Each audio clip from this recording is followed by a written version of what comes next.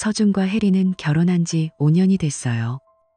서울 근교의 새 도시에서 깨끗한 아파트에 살고 있었죠. 아이는 아직 없었지만 둘 다 삶이 잘 흘러간다고 믿었어요. 서준은 매일 아침 출근 전에 커피를 타주며 혜리에게 오늘도 화이팅! 이라고 말하곤 했어요. 혜리는 웃으며 고마워, 당신도라고 답하죠. 집안은 항상 정돈되어 있었고 주말에는 함께 산책하거나 영화를 보곤 했어요. 서준은 동생 도윤을 무척 아꼈어요. 도윤은 최근 직장 이동에 실패한 후 힘든 시기를 보내고 있었죠. 서준은 매주 도윤을 집으로 초대해 저녁을 먹게 했어요.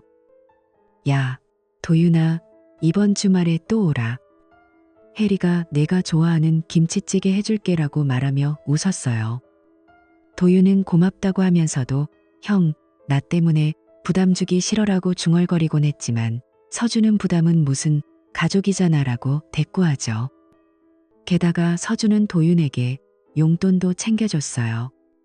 한 번은 지갑에서 돈을 꺼내 이거 받아, 다음 달에 잘 풀릴 거야라고 건네며 어깨를 토닥였어요. 도윤은 눈을 내리깔며 형, 정말 고마워라고 말했죠. 처음에는 혜리도 도윤을 친절하게 대했어요. 저녁 식탁에서 셋이 앉아 밥을 먹을 때 혜리는 도윤 씨, 요즘 일은 어때요? 힘들면 언제든 말해요라고 물으며 웃었어요. 도윤은 누나, 괜찮아요. 그냥 좀 피곤할 뿐이에요라고 답하죠. 그들은 함께 TV를 보며 웃기도 했어요. 한 번은 혜리가 디저트를 내놓으며 이 케이크 도윤 씨가 좋아할 것 같아서 샀어요라고 말했어요. 도윤은 와, 누나 최고라고 하며 포크를 들었죠. 서준은 그 광경을 보며 행복했어요. 우리 가족 분위기 좋네라고 속으로 생각했죠. 하지만 점점 서준은 이상한 기운을 느꼈어요.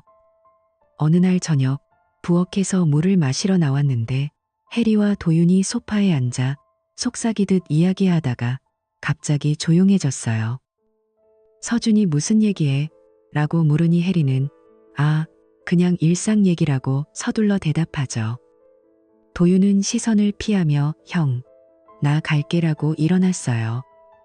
또 다른 날 서준이 방에서 나오자마자 둘의 시선이 스치듯 피하는 게 보였어요.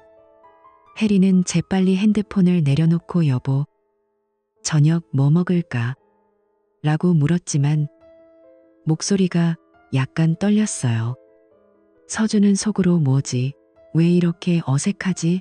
라고 느꼈지만 아무거나라고만 말했어요. 서준은 그런 순간들을 무시하려 애썼어요. 내가 피곤해서 착각하는 거야. 혜리와 도윤을 믿는데 왜 의심하냐라고 자신을 타이르며 출근길에 올랐어요. 서준은 그런 순간들을 무시하려 애썼어요. 도윤이 올 때도 형수님 안녕하세요라고 인사하는 걸 보며 안심했어요. 서준은 속으로 뭐지? 왜 이렇게 어색하지? 라고 느꼈지만 아무거나라고만 말했어요. 집에 돌아와 혜리에게 안기며 오늘도 수고했어라고 말하면 그녀는 당신도라고 포옹하죠. 가을이 되면서 혜리의 외출이 잦아졌어요.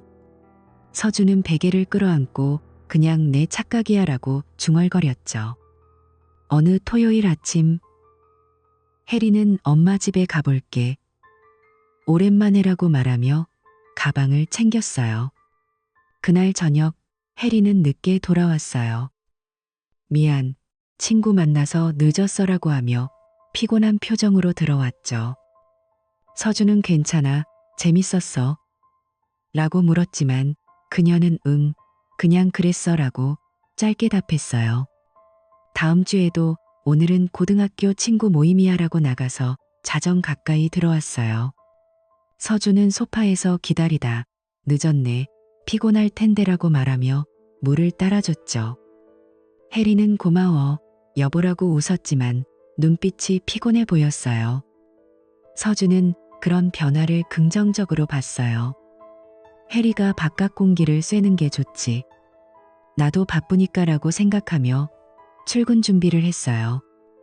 어느 날 저녁, 해리가 또 오늘은 쇼핑 갈게라고 말하자 서준은 같이 갈까? 라고 제안했지만 그녀는 아니, 혼자 가고 싶어라고 거절했어요. 서준은 약간 서운했지만 알았어, 재밌게 다녀와라고 보냈죠. 집에 혼자 남아 TV를 켜놓고 맥주를 마시며 해리가 행복하면 되라고 속으로 되뇌었어요. 하지만 창밖으로 떨어지는 낙엽을 보며 가슴이 살짝 무거워졌어요. 해리의 외출이 주 3회로 늘었어요. 한 번은 엄마가 아프시대 가봐야 해라고 급히 나갔죠.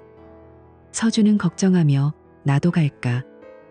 라고 물었지만 괜찮아, 혼자 다녀올게라고 그녀가 말했어요. 그날 밤 해리는 새벽 1시에 돌아왔어요. 엄마랑 얘기하다 늦었어라고 설명하며 샤워를 하러 갔죠. 서준은 침대에 누워 그녀의 발소리를 듣고 정말 괜찮은가? 라고 느꼈지만 입 밖으로 내지 않았어요.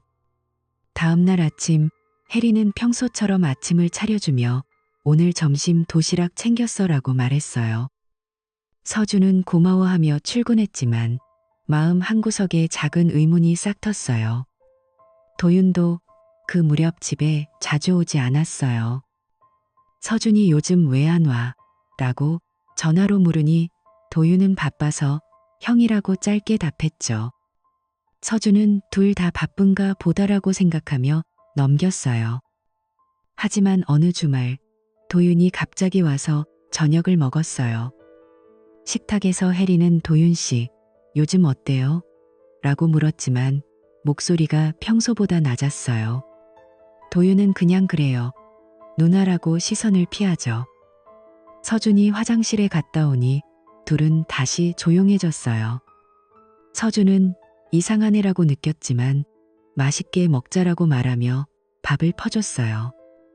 그날 밤 해리는 내일 친구 만나러 갈게라고 또 외출을 예고했어요. 서준은 고개를 끄덕이며 즐겨라고 말했지만 가슴이 답답했어요. 그날 저녁 서준은 회사에서 늦게 퇴근해 집으로 돌아왔어요. 문을 열자마자 집안이 조용했죠. 해리의 구두가 현관에 없었어요. 부엌 테이블에 쪽지가 놓여 있었어요. 여보, 친구 만나러 갔어. 늦을 수도 있으니 먼저 자. 사랑해. 서준은 쪽지를 읽으며 한숨을 쉬었어요. 또 외출인가라고 속으로 중얼거리며 가방을 내려놓았죠. 늦을 수도 있으니 먼저 자. 창밖으로 비가 추적추적 내리는 게 보였어요. 서준은 핸드폰을 들고 해리에게 메시지를 보냈어요. 조심히 다녀. 사랑해. 답장은 바로 왔어요. 응, 여보도 일찍 쉬어. 그 메시지를 보니 조금 안심이 됐지만 여전히 가슴이 무거웠어요. 서준은 저녁을 간단히 차려 먹었어요. 냉장고에서 김치찌개 남은 걸 데워서 밥과 함께 먹었죠. 포크를 들고 한 입 먹으며 해리가 요즘 왜 이렇게 바쁜지라고 생각했어요. 식사를 마치고 설거지를 하다 보니 갑자기 회사에서 잊어버린 서류가 떠올랐어요. 아, 그 자료. 차에 두고 왔네. 서준은 재킷을 걸치고 지하 주차장으로 내려갔어요. 비가 내리는 밤이라 주차장이 습하고 어두웠죠. 차문을 열고 조수석에서 서류 폴더를 꺼냈어요. 그때 대시보드에 달린 블랙박스가 눈에 띄었어요. 아, 맞다. 메모리 카드가 거의 꽉 찼어. 교체해야지. 서준은 블랙박스에서 메모리 카드를 빼냈어요. 손에 쥐고 위층 집으로 올라갔죠. 내일 출근 전에 새 걸로 바꿔야겠다 라고 중얼거리며 문을 열었어요. 집에 들어와 컴퓨터를 켰어요. 서준은 책상 의자에 앉아 메모리 카드를 리더기에 꽂았죠. 폴더를 열어보니 수백 개의 동영상 파일이 나열났어요. 대부분 출퇴근 길에 찍힌 평범한 영상들이었어요. 서준은 마우스를 스크롤하며 파일을 훑었어요. 이건 지워도 되겠네라고 말하며 몇 개를 삭제하려 했죠. 그런데 한 파일에서 멈췄어요.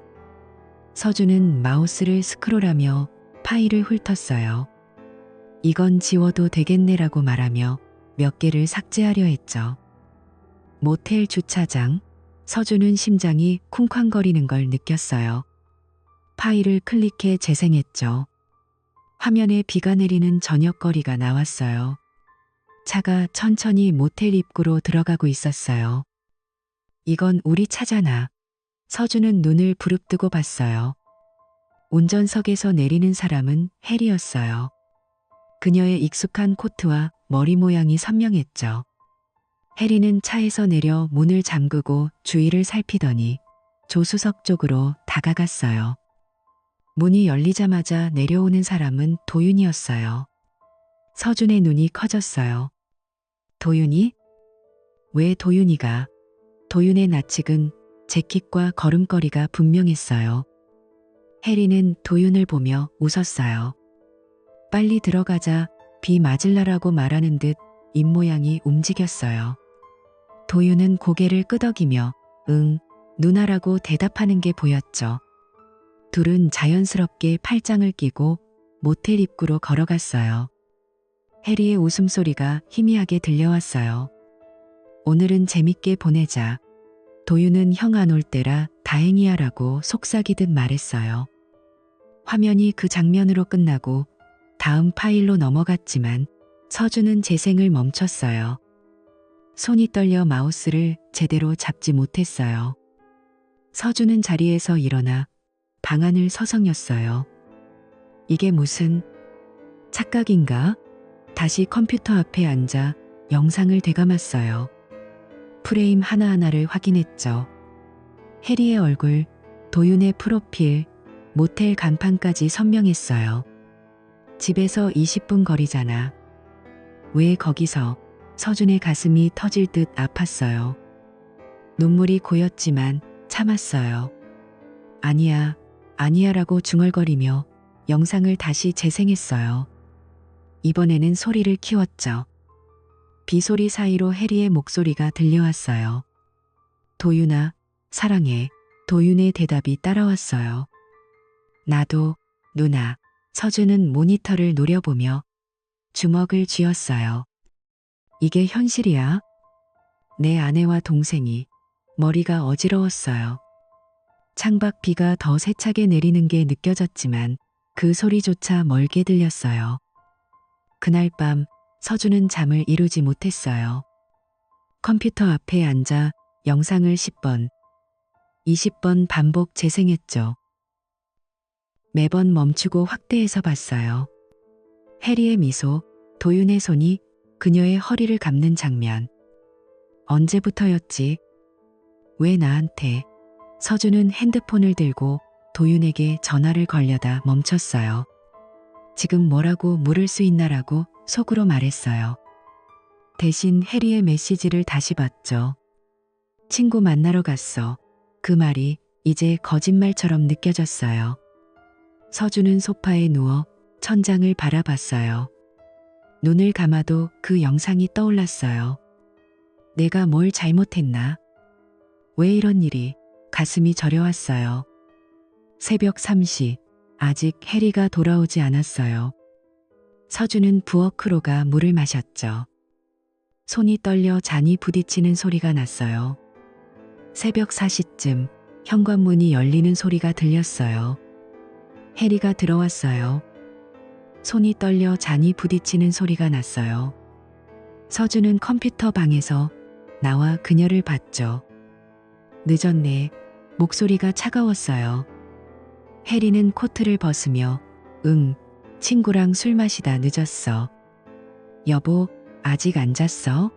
그녀의 목소리가 밝았어요. 서준은 그녀의 등을 보며 지금 물어볼까? 라고 생각했지만 참았어요. 침대로 돌아와 누웠지만 눈이 감기지 않았어요. 해리의 샤워 소리가 들려오고 그녀가 들어와 안겼어요. 잘 자, 여보.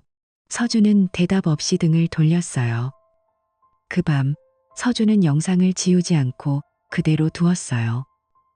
내일 어떻게 하지라고 속으로 되뇌며 동이 트는 걸 지켜봤어요.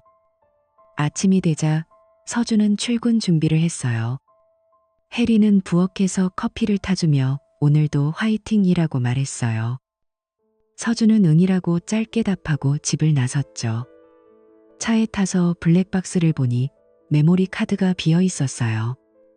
새 걸로 바꿔야지라고 생각하며 출발했지만 마음은 그 영상에 가 있었어요. 회사에 도착해 책상에 앉아도 집중이 안 됐어요. 도윤에게 물어봐야 해. 아니, 해리부터.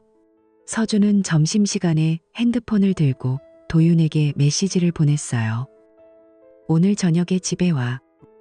형이 할 말 있어. 도윤의 답장이 늦게 왔어요.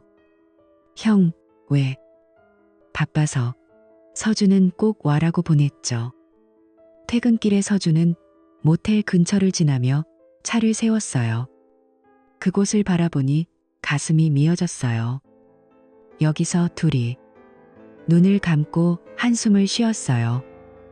집에 돌아오니 해리가 저녁을 준비하고 있었어요.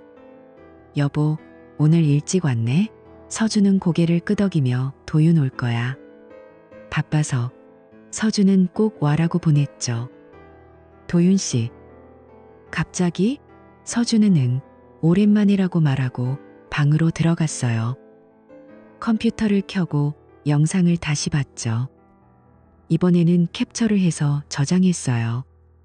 증거로 심장이 빨리 뛰었어요.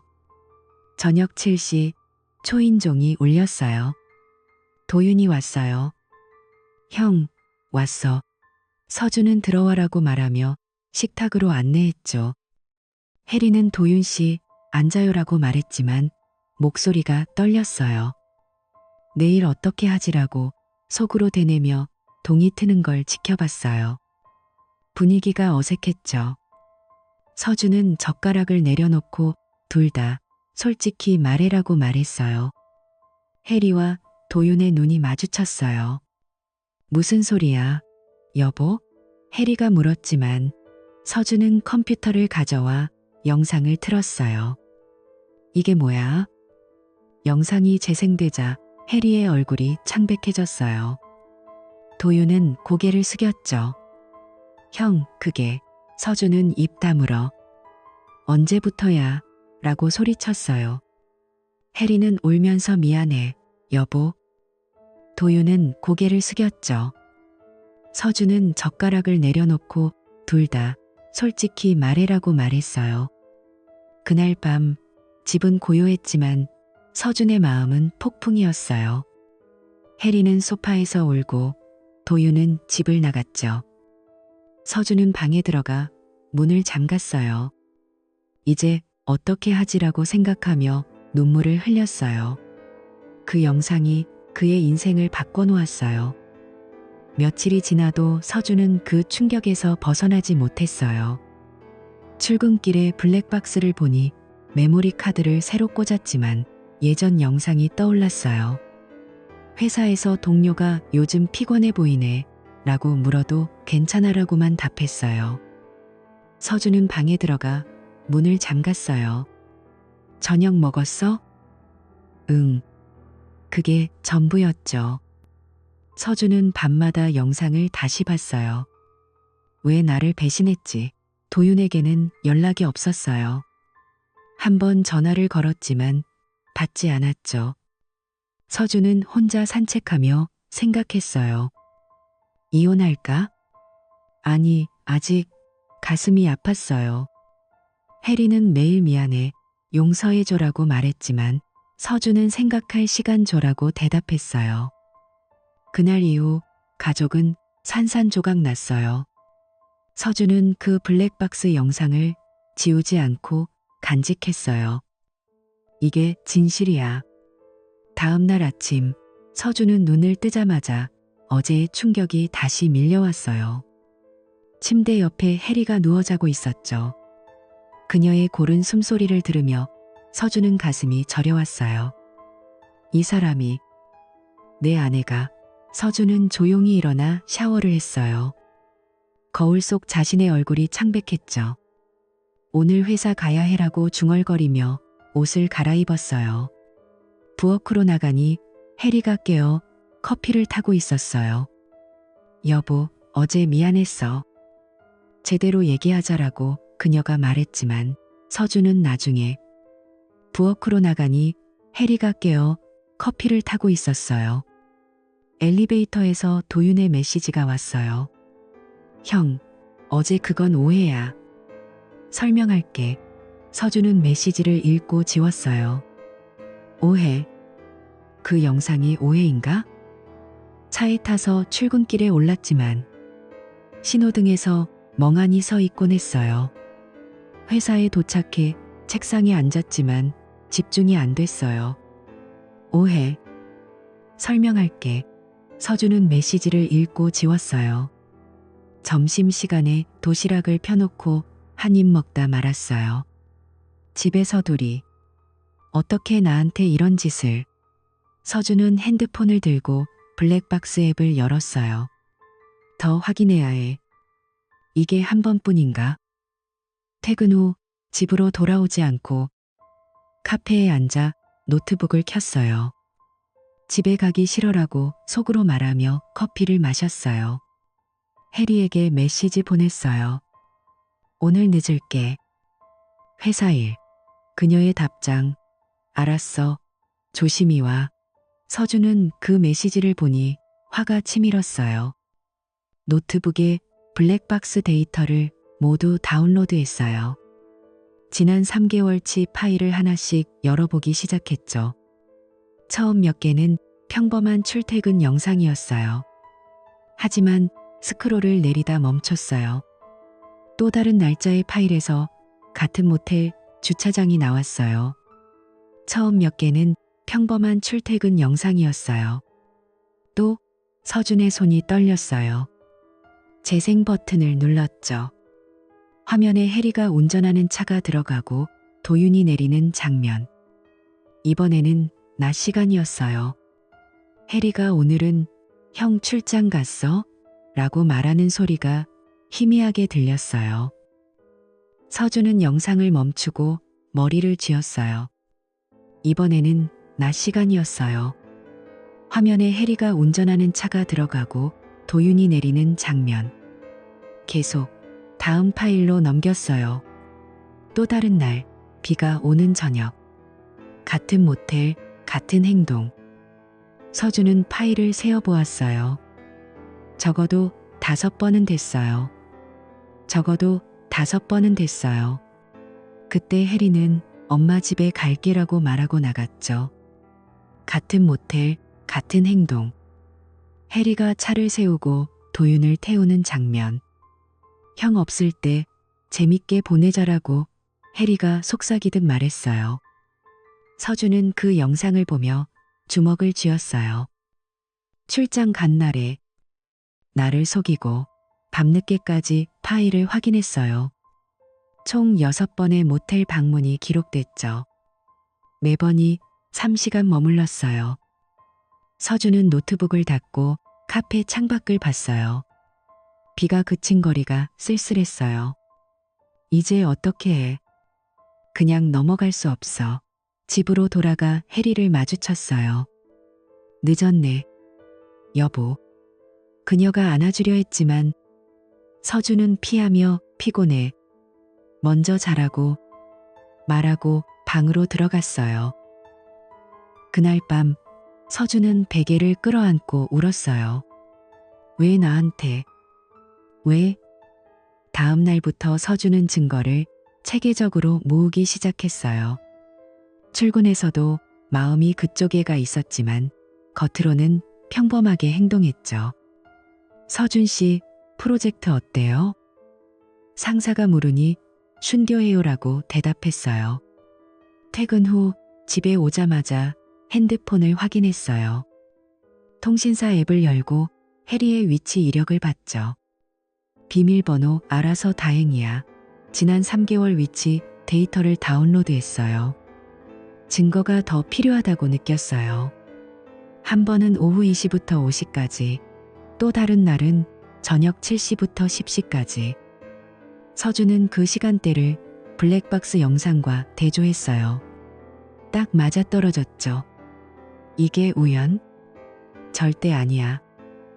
서준은 위치 로그를 캡처해서 폴더에 저장했어요.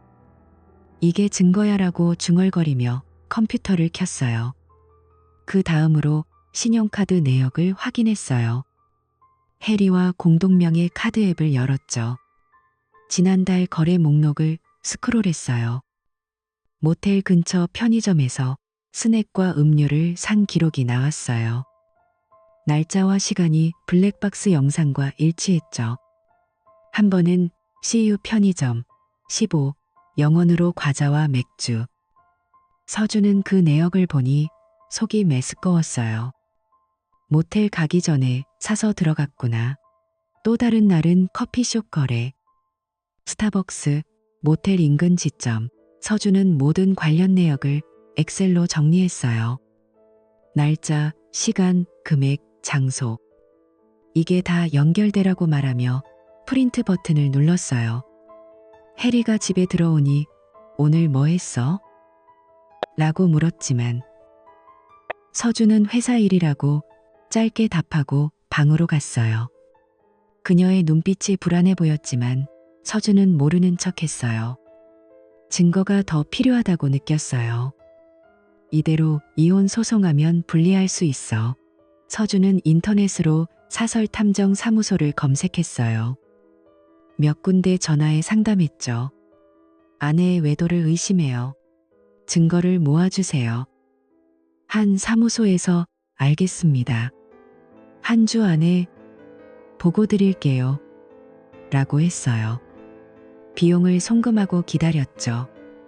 그 주 동안 서준은 집에서 해리와 대화를 최소화했어요. 저녁 먹을까? 그녀가 물으니 이미 먹었어라고 말하고 방에 들어갔어요. 도윤에게는 연락하지 않았어요. 기다려, 곧 끝나. 일주일 후 탐정으로부터 이메일이 왔어요. 보고서 첨부합니다. 서준은 회사 화장실에서 몰래 열어봤어요. PDF 파일에 사진과 동영상이 가득했죠. 보고서를 보니 충격이었어요. 해리와 도윤이 모텔로 들어가는 사진, 손을 잡고 웃는 모습, 7회 만남 확인, 모두 같은 모텔 203호. 서준은 사진을 확대했어요. 해리의 얼굴이 선명했죠. 한 장면에서 도윤이 그녀를 안고 키스하는 영상. 이게 실제로. 서준은 화장실 칸에서 소리를 죽이고 울었어요. 7번이나 3개월 동안 탐정의 메모, 대상자들, 매번이 3시간 체류, 대화 내용 일부 녹음, 형 모르게 조심해 등.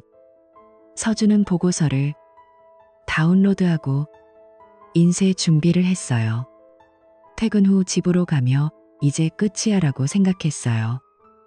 해리가 오늘도 늦었네 라고 말했지만 서준은 대답 없이 샤워하러 갔어요. 대화 내용 일부 녹음, 형 모르게 조심해 등. 서준은 보고서를 다운로드하고 인쇄 준비를 했어요. 서준은 아파트 관리 앱을 열었어요. 방문자 출입 기록을 확인할 수 있었죠. 도윤의 방문자 카드 번호를 입력했어요. 지난달 기록이 나왔어요. 서준이 부산 출장 간 날, 밤 10시 입실, 다음 날 아침 6시 퇴실. 집에 지난달 기록이 나왔어요. 우리 집에서, 우리 침대에서. 그는 출입 로그를 캡처했어요. 시간대가 딱 맞았죠. 해리는 그날 집에서 드라마 봤어라고 말했어요. 서준은 방 안을 둘러봤어요. 침대 시트, 베개. 여기서 둘이 구역질이 올라왔어요. 서준은 주먹을 쥐고 벽을 쳤지만 소리를 내지 않았어요. 어떻게 내 집에서까지. 그날 밤 서준은 소파에 앉아 모든 증거를 정리했어요. 폴더에 블랙박스 영상, 위치로그, 카드 내역, 탐정 보고서, 출입 기록. 이게 다야. 이제 대면해야 해. 해리가 방에서 나와 여보, 왜 앉아? 라고 물었어요. 서준은 그녀를 똑바로 봤어요. 너랑 도윤, 우리 집에서도 했지. 해리의 얼굴이 하얗게 질렸어요. 무슨 소리야. 서준은 노트북을 열어 출입 기록을 보여줬어요. 이게 설명돼? 해리는 울면서 무릎 꿇었어요. 미안해, 그건 충동이었어. 서준은 충동? 7번이나 라고 소리쳤어요. 탐정 사진을 보여주자 그녀는 고개를 숙였죠. 도윤이가 나를 위로해줬어. 서준은 위로? 내 동생이? 라고 말하며 방으로 들어갔어요. 문을 잠그고 혼자 앉아 있었어요. 배신이 너무 깊어. 어떻게 용서해? 며칠 후 서준은 변호사를 만났어요. 이혼 준비해주세요. 증거는 다 있어요. 변호사가 충분합니다라고 말했죠. 집에 돌아오니 해리가 짐을 싸고 있었어요. 나 갈게. 여보. 서준은 그래. 가라고 말했어요. 도윤에게 전화했어요. 너도 끝이야. 가족 아니야. 도윤은 형, 제발. 이라고 애원했지만 서준은 끊었어요. 빈집에 앉아 서준은 눈물을 흘렸어요. 모든 게 무너졌어. 창밖으로 서울의 불빛이 보였지만 그의 마음은 어두웠어요. 새로 시작해야 해. 하지만 그 상처는 쉽게 지워지지 않았어요. 그 주중에 서준은 변호사 사무실을 몇 번 더 들락거렸어요. 이 증거로 이혼 소송 승소할 수 있나요? 라고 물으니 변호사가 충분합니다. 재산 분할도 유리하게 갈 거예요. 라고 대답했죠. 서준은 고개를 끄덕이며 서류를 챙겼어요. 집으로 돌아오는 길에 도윤에게 전화를 걸었어요. 이번 주말에 집에 와. 할 말 있어. 도윤의 목소리가 떨렸어요. 형, 무슨 일인데? 서준은 그냥 와. 토요일 저녁이라고 말하고 끊었어요. 차 안에서 서준은 핸들을 꽉 쥐었어요. 형, 무슨 일인데? 서준은 그냥 와. 이제 끝내야 해. 여보, 오늘도 늦었네? 그녀가 웃으며 다가왔지만 서준은 능. 피곤해라고 말하고 방으로 들어갔어요. 그날 밤 서준은 침대에 누워 계획을 세웠어요. 엄마도 불러야겠어. 이 배신을 알아야 해. 토요일 아침 서준은 일찍 일어나 커피를 마셨어요. 해리는 오늘 도윤 오는 거 맞아? 뭐 해줄까? 라고 물었어요. 서준은 네가 좋아하는 김치찌개랑 삼겹살에 도윤이 좋아하는 거잖아 라고 말했죠. 뭐 해줄까? 라고 물었어요. 해리는 고개를 끄덕이며 장을 보러 나갔어요. 엄마, 오늘 저녁에 집에 좀 와주세요. 중요한 일 있어요. 엄마의 목소리가 걱정스러웠어요. 준아, 무슨 일이야? 해리랑 싸웠어? 서준은 와보시면 알아요. 그냥 오세요라고 말하고 끊었어요. 오후에 해리가 장을 보고 돌아와 요리를 시작했어요. 부엌에서 고기 굽는 냄새가 퍼졌어요. 서준은 거실 소파에 앉아 노트북을 확인했어요. 증거 폴더를 열어보며 오늘 보여주자라고 속으로 다짐했어요. 창밖으로 해가 지는 게 보였어요. 가슴이 두근거렸죠. 저녁 6시쯤 초인종이 울렸어요. 도윤이 왔어요. 형, 왔어. 도윤의 얼굴이 창백했죠.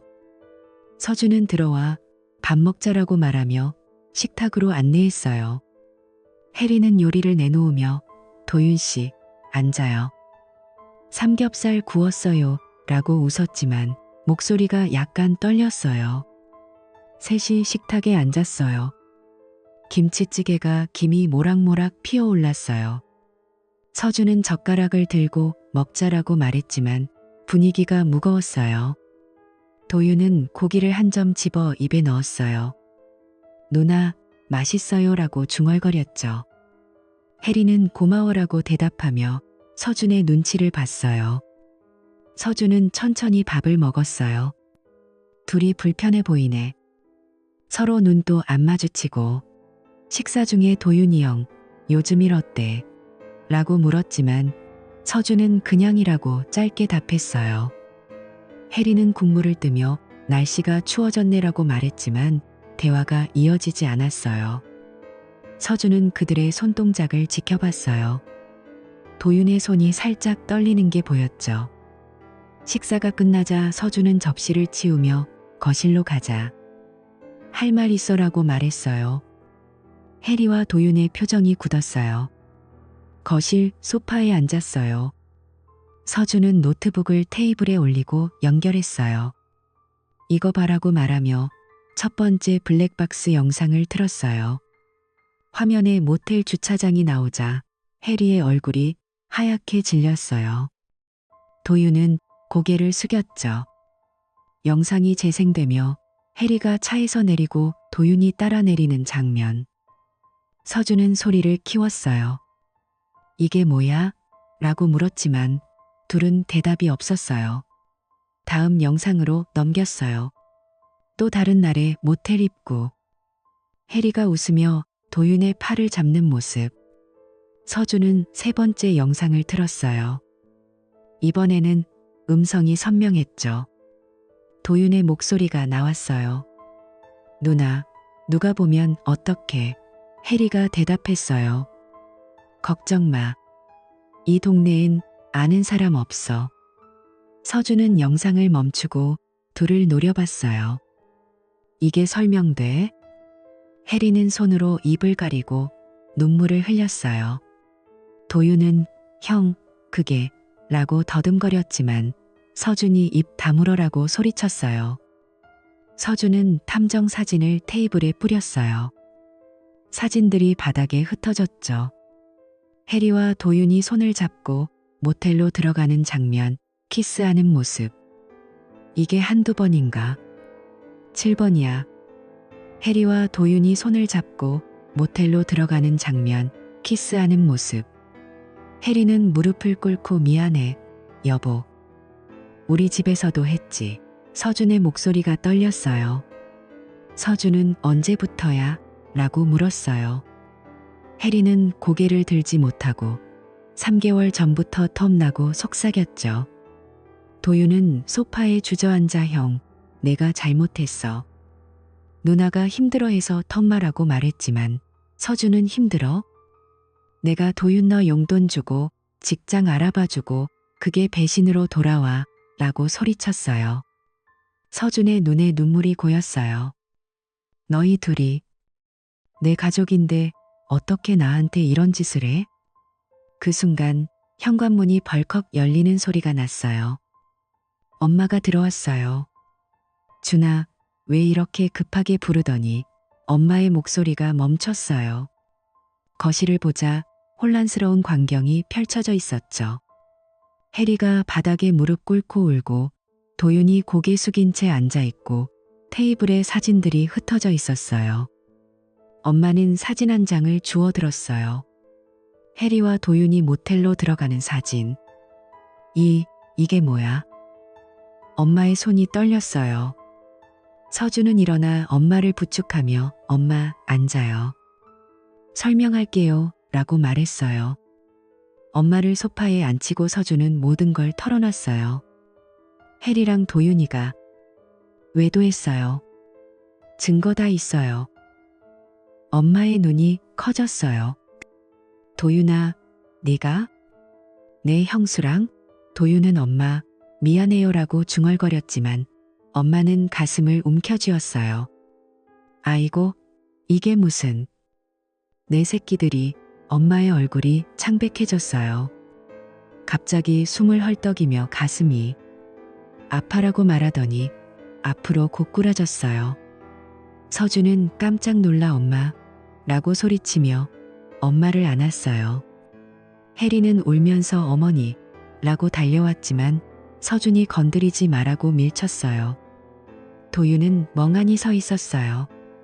서준은 핸드폰을 들고 119에 전화했어요. 급성 심장 통증이에요.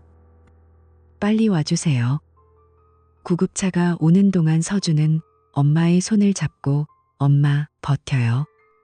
곧 병원 가요라고 말했어요. 엄마는 눈을 감고 신음했죠. 구급대원이 도착해 엄마를 들것에 실었어요. 서준은 따라 타며 집에 있어라라고 혜리와 도윤에게 소리쳤어요. 구급차가 사이렌을 울리며 출발했어요. 구급대원이 도착해 엄마를 들것에 실었어요. 구급대원이 도착해 엄마를 들것에 실었어요. 병원으로 가는 길에 서준은 창밖을 보며 울었어요. 의사가 급성 스트레스성 협심증이에요. 서준은 의자에 앉아 기다렸어요. 집에 둘이 남아있겠네. 이제 상관없어. 밤이 깊어졌지만 서준은 병원에서 밤을 새웠어요. 엄마의 병실 문 밖에서 미안해요. 엄마라고 속으로 중얼거렸어요. 다음 날 아침 엄마가 눈을 뜨자 서준은 물을 따라주며 괜찮으세요? 라고 물었어요. 엄마는 약한 목소리로 준아, 네가 제일 힘들 텐데. 도윤이 그 새끼 용서하지 말라고 말했어요. 서준은 고개를 끄덕였어요. 네, 엄마. 이혼할게요. 병원을 나서 집으로 가는 버스 안에서 서준은 핸드폰을 봤어요. 혜리의 메시지. 여보, 어머니 어때? 네, 엄마. 집 문을 열자 혜리가 기다리고 있었어요. 혜리의 메시지. 여보, 어머니 어때? 너는 짐 싸라고 말하고 방으로 들어갔어요. 도윤은 이미 사라졌어요. 서준은 창가에 서서 서울의 아침을 봤어요. 이제 끝났어. 새로 시작하자. 하지만 가슴의 상처는 여전했어요. 혜리는 울면서 짐을 챙겼어요. 여보, 한 번만 용서해줘. 서준은 불가능해라고 대답했어요. 문이 닫히는 소리가 났어요. 집안이 고요해졌죠. 며칠 후 서준은 병원에서 엄마를 데려왔어요. 집에서 쉬세요, 엄마. 엄마는 소파에 앉아 혜리는? 라고 물었어요. 서준은 나갔어요. 이혼 서류 준비 중이에요. 엄마는 한숨을 쉬며 잘했어. 도윤이도 당분간 보지 말라고 말했어요. 서준은 저녁을 차려 엄마와 먹었어요. 엄마, 이제 우리 둘이에요. 엄마는 서준의 손을 잡았어요. 미안해, 준아. 내가 도윤을 잘못 키웠나 봐. 서준은 아니에요, 엄마. 제 잘못도 있어요. 그날 밤 서준은 엄마 방에서 자지 않고 거실에서 TV를 켰어요. 뉴스가 나오지만 집중이 안 됐어요. 인생이 이렇게 변할 줄이야. 창밖 비가 내리기 시작했어요. 서준은 눈을 감고 과거를 떠올렸어요. 결혼식 날 혜리의 미소, 도윤의 축하 인사. 이제 다 부서졌어요. 앞으로 어떻게 살지. 하지만 서준은 이를 악물었어요. 일어나야 해.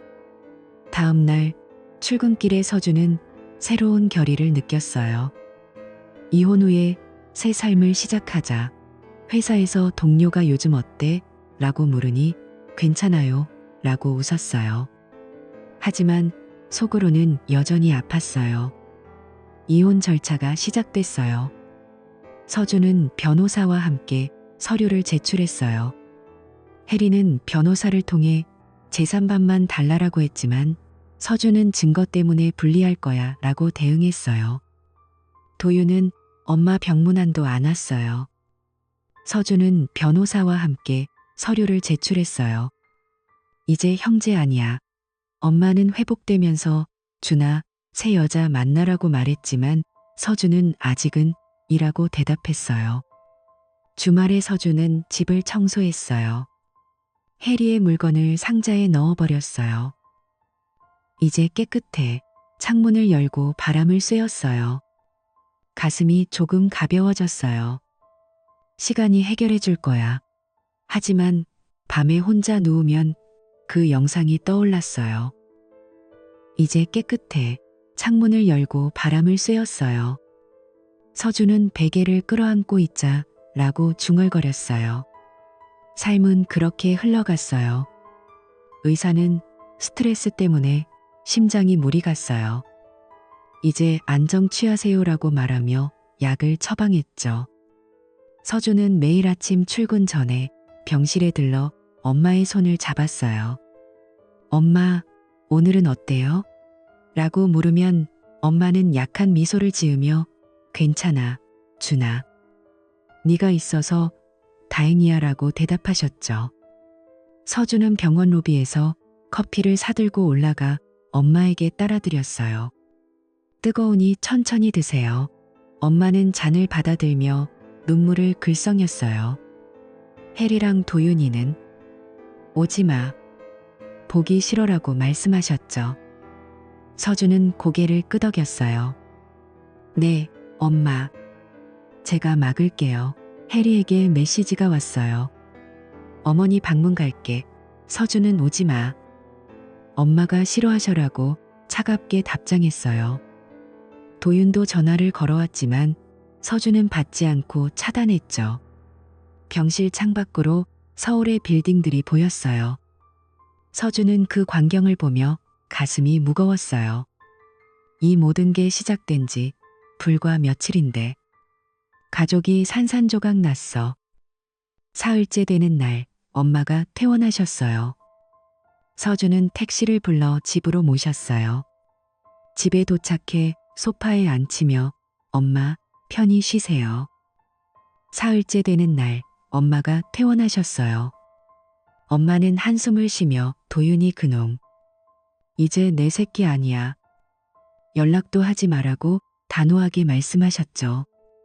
서준의 눈에 눈물이 고였어요. 네, 엄마. 저도 그래요.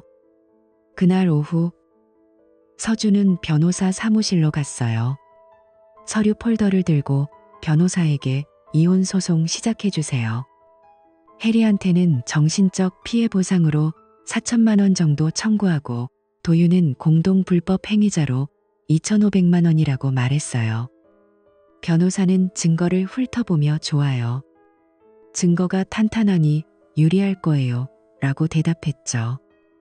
서준은 사무실을 나오며 핸드폰을 확인했어요. 해리의 메시지. 여보, 얘기 좀 해. 서준은 무시하고 집으로 돌아갔어요. 엄마가 TV를 보며 기다리고 계셨어요. 준아, 밥 먹자. 서준은 김치를 썰며 네, 엄마. 오늘은 간단이라고 말했지만 마음은 소송 생각으로 가득했어요. 며칠 후 서준은 법원에 이혼 소장을 제출했어요. 서류를 창구에 내밀며 이혼과 손해배상 청구입니다라고 말했죠. 직원이 서류를 확인하고 접수됐어요. 며칠 후 서준은 법원에 이혼 소장을 제출했어요. 집에 돌아와 엄마에게 소송 시작했어요 라고 말하니 엄마는 잘했어. 그년들 때문에 네가 얼마나 고생했는데라고 말씀하셨어요. 서준은 방에 들어가 노트북을 켜고 증거를 다시 정리했어요. 블랙박스 영상, 위치 로그, 카드 내역, 탐정 사진, 아파트 출입 기록. 이게 다 증언할 거야. 해리에게 소환장이 날아갔어요. 그녀가 전화해 주나 제발 취하해. 미안해라고 울며 애원했지만 서준은 법정에서 보자라고 말하고 끊었어요. 도윤에게도 소장이 갔죠. 도윤은 메시지로 형, 보상은 어떻게 갚아? 제발 봐줘라고 보냈지만 서준은 읽지도 않고 삭제했어요. 출근길 지하철에서 서준은 창밖을 보며 이제 돌이킬 수 없어라고 느꼈어요. 회사에서 동료가 요즘 왜 이렇게 말라? 라고 물어도 그냥 피곤해서라고 웃으며 넘겼어요. 첫 번째 공판 날이 왔어요. 서준은 정장을 입고 법원으로 갔어요. 변호사와 함께 법정에 앉아 해리를 기다렸죠. 해리가 변호사와 들어왔어요. 그녀의 얼굴이 야위어 보였어요. 재판장이 이혼 소송 시작합니다라고 말하자 서준의 심장이 빨리 뛰었어요. 변호사가 증거를 제출했어요. 블랙박스 영상 보시죠. 프로젝터의 모텔 주차장 장면이 나왔어요. 해리는 고개를 숙였죠. 변호사가 증거를 제출했어요. 7회 만남 확인됐습니다. 재판장은 안경을 고치며 명백한 외도네요라고 중얼거렸어요. 해리의 변호사가 정신적 고통은 있지만 보상액이 과도합니다라고 변론했지만 서준의 변호사가 피고의 배신으로 원고의 삶이 파탄났습니다라고 반박했어요. 서준은 증언대에 서서 5년 결혼 생활이 다 거짓이었어요 라고 떨리는 목소리로 말했어요. 해리는 울면서 미안해요라고 속삭였죠. 공판이 끝나고 서준은 법원을 나오며 비를 맞았어요. 이게 끝이 아니야. 해리에 대한 판결이 나왔어요. 재판장은 이혼을 허가합니다. 손해배상으로 3천만 원 지급하라라고 선고했죠. 서준은 법정에서 그 말을 듣고 눈을 감았어요. 승소했어. 해리는 판결문을 받아들며 울었어요. 준아, 어떻게? 서준은 그녀를 보지 않고 나왔어요. 다음은 도윤의 공판이었어요. 도윤이 법정에 서자 서준의 가슴이 아팠어요. 손해배상으로 3천만 원 지급하라라고 선고했죠. 증거가 다시 제시됐어요. 아파트 출입 기록이 화면에 나왔죠. 집안에서까지 외도. 도윤은 고개를 떨구며 형, 미안해라고 중얼거렸어요. 판결 2천만 원 배상. 서준은 법정을 나오며 이 돈이 뭐야? 내 상처를 메울 수 있나라고 생각했어요. 내 동생이었는데. 도윤의 변호사가 혈연 관계로 봐서 관대이라고 했지만 재판장은 가족 간 배신은 더 엄중히 봐야 합니다. 라고 말했어요. 돈이 들어왔어요. 해리로부터 3천만 원, 도윤으로부터 2천만 원. 통장에 5천만 원이 찍혔죠. 서준은 은행 앱을 보며 한숨을 쉬었어요. 이게 승리인가? 집에 돌아와 엄마에게 끝났어요. 라고 말하니 엄마는 잘 됐어. 이제 새로 시작해라고 말씀하셨어요. 하지만 서준은 기쁘지 않았어요. 밤에 혼자 소파에 앉아 맥주를 마셨어요. 텅 빈 기분이야. 다음 날 서준은 집 청소를 시작했어요. 해리의 옷을 상자에 넣었어요. 이 드레스 결혼식 때 입은 거잖아. 상자를 들고 쓰레기장으로 갔어요. 사진 액자도 부쉈어요. 5년 추억이 다 지워. 방을 비우니 집이 휑했어요. 서준은 창문을 열고 바람을 쐬었어요. 이제 혼자야. 출근 후에도 동료들과 대화가 줄었어요. 서준 씨, 점심 같이? 아니, 혼자 먹을게. 사무실 창가에서 도시를 내려다보며 외로워라고 느꼈어요. 해리는 부모님 집으로 돌아갔어요. 서준은 지인에게서 들었죠. 해리가 이혼 소문 때문에 친구들 다 끊겼대. 그녀의 SNS가 비활성화됐어요. 서준은 그 소식을 듣고 자업자득이야라고 생각했지만 가슴 한구석이 아팠어요. 도윤은 서울을 떠났어요. 지방 작은 도시 공장에서 일한다고 했죠. 엄마가 도윤이 그놈 전화 왔어. 용서해달래라고 말씀하시자 서준은 받지 마세요 라고 말했어요. 엄마도 그래, 나도 안 볼 거야 라고 하셨어요. 서준은 주말에 엄마를 데리고 산책했어요. 공원 벤치에 앉아 엄마, 이제 우리 둘이에요라고 말하니 엄마는 준아, 네가 있어서 다행이야라고 안아주셨어요. 하지만 밤에 집에 돌아오면 고요함이 서준을 짓눌렀어요. 이 상처 영원할까? 서준은 새로운 일상을 받아들였어요. 아침에 일어나 러닝을 했어요. 운동이라도 해야지. 회사에서 프로젝트에 몰두했죠. 이 기획 잘 마무리하자.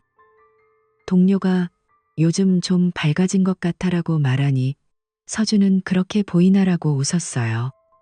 하지만 집에 오면 다시 고독이 밀려왔어요. TV를 켜놓고 혼자 저녁을 먹었어요. 이게 내 삶이야. 친구가 새 여자 만나봐라고 했지만 서준은 아직은 이라고 대답했어요. 밤에 창밖 불빛을 보며 거지 속에 사는 것보단 나아. 이 아픔이 나를 강하게 만들겠지. 서준은 베개를 끌어안고 잠들었어요. 다음 날 아침 커피를 타며 오늘도 버티자라고 중얼거렸어요. 삶은 그렇게 흘러갔지만 그 상처는 서준의 일부가 됐어요. 영원히 함께할 테지.